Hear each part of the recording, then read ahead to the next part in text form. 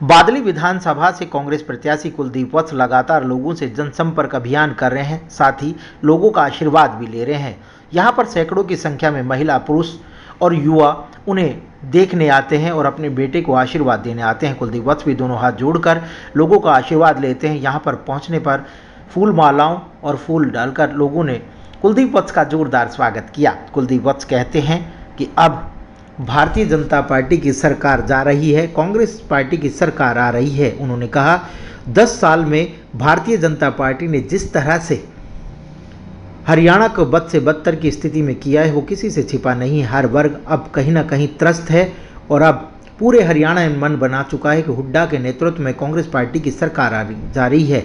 साथ ही उन्होंने अपने मैनिफेस्टो के बारे में जिक्र किया कि गरीब व्यक्तियों के लिए 100 गज का प्लॉट और उसे बनाने की हमने घोषणा पत्र में जिक्र किया है। साथ ही उन्होंने कहा कि हमारे चाचा ताई काका ताऊओं के लिए भी 6,000 रुपये की वृद्धा पेंशन, वही महिलाओं के लिए 18 साल से 60 साल की महिलाओं के लिए भी हम लोग 2,000 रुपये मासिक देने का काम करेंगे। साथ ही उन्होंने भारतीय जनता पार्टी के प्रत्याशी ओम प्रकाश धनखड़ पर भी कड़ा प्रहार करते हुए कहा कि ओम प्रकाश धनखड़ की अब ज़मीन खिसक चुकी है और बादली की जनता पूरी तरह से मन बना चुकी है कि अब की बार बड़ा बदलाव होने जा रहा है और अब की बार मुझे दोबारा से बादली की जनता विधायक बनाएगी और अपने राज्य में हिस्सा लेगी। उन्होंने कहा कि 10 साल तक ओम प्रकाश धनखड़ ने क्षेत्र में कोई भी विकास कार्य नहीं कराए और अब वो लोग अपनी ज़मीन को तलाश रहे हैं, लेकिन अब की बार बादली की जनता किसी भी बहकावे में आने वाली नहीं है और उन्हें शिकस्त देने का काम करेगी। उन्होंने कहा कि जिस तरह से लोग मुझे मान सम्मान दे रहे हैं,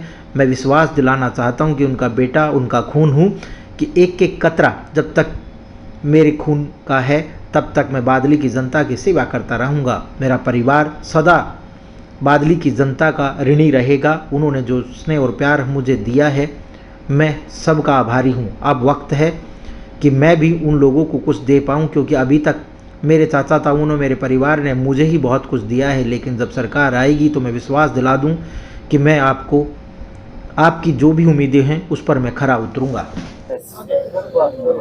हर चुनावी सभा में आप एक बात कहते हो कि भाई बची हुई जिंदगी जनता के काम आई है और आएगी।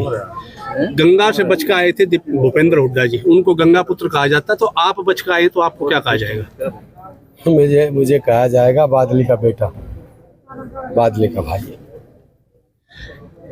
बस अब कई दिन से एक बात देख रहे हैं कि चुनावी प्रचार के दौरान जिस किसी भी चौपाल में ओम प्रकाश धनखड़ जी जाते हैं तो मीडिया के मोबाइल को बंद करा देते हैं कि भाई मैं अब अपनी बात रखूंगा। इसको किस रूप में देखते हैं? डरा हुआ व्यक्ति है, कमजोर व्यक्ति है, और जो कमजोर व्यक्ति होता है, जो जात का, बरादरी का, गोतनाथ का जो सहारा लेता है, जो भाइयों को आपसी जहर घोलने का काम करने वाले लोग कमजोर होते हैं।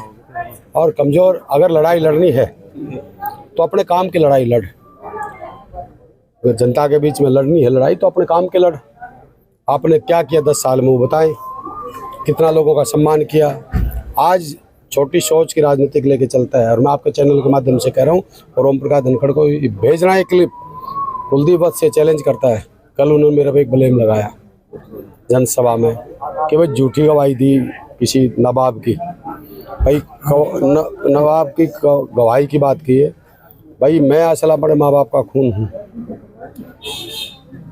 आपको चैलेंज करता हूँ ओम प्रकाश धनखड़, 5 तारीख को इलेक्शन है तो लोगों को प्रूफ ला के दे दे, मैं राजनीतिक से संन्यास ले जाऊंगा और अपना काला मुंह करके बादली की जनता से माफ़ी मांग लूंगा।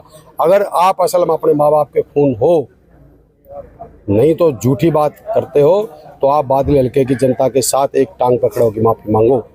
मैं चैलेंज करता हूँ ओम प्रकाश धनखड़, जो लोगों को झूठे आप अपने फ्रेब भी झूठ बोल के अब ये चाहता है कि भाई मुझे सत्ता चाहिए, ये जनता है, बादली है प्रधान, तो बादली हल्के की जनता बहुत अच्छे से सबक सिखाएगी। मैंने लोगों के दिल में जगह बनाई है, मैंने लोगों के दिल में जगह बना रखी है। तो कितना जो कर्ज का जोर लगा, जो हद तक गिर सकता है राजनीतिक के, उतना गिर, पर ये जनता है, ये जनता सब जानती है। पब्लिकली एक बात कहते हैं कि सरकार आने पर जनता डिमांड करती करती थक जाएगी, सरकार ग्रांट देती देती नहीं थकेगी। कौन कहता है? आप कहते हो? मैं बिल्कुल कहता हूँ।